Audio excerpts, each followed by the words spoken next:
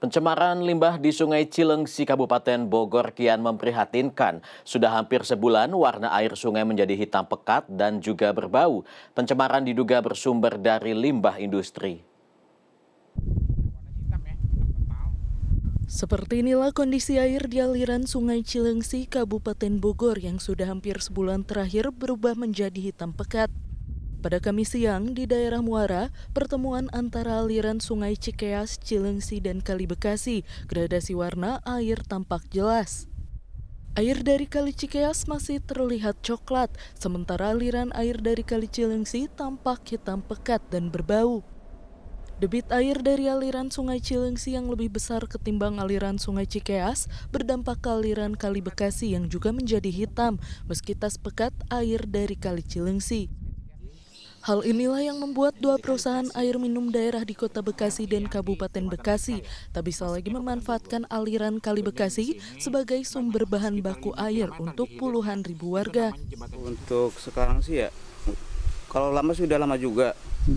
Menurut sekarangnya lebih parah kayaknya. Lebih parah ya? Lebih parah ya, karena mungkin musim kemarau ya, jadi kelihatan banget ininya. Kalau musim hujan sih mungkin ada, nggak tahu dah limbah dari mana itunya ya. Tapi gimana, Pak? Apa berbau apa gimana?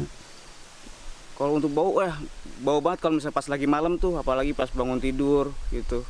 Oh, malam itu kayak di hidung kayak nyekat juga gitu. Malam sama pagi gitu. Itu sudah sering nggak sih, Pak?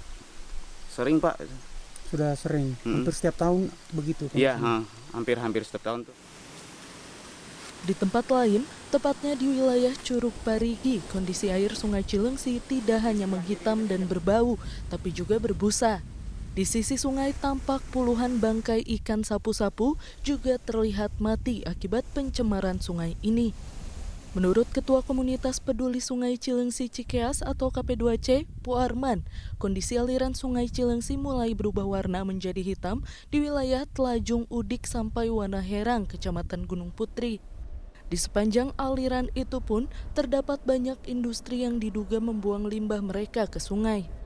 Jadi Kali Cilengsi ini mulai dari akhir Juli kemarin itu sudah kembali hitam kental. Karena apa?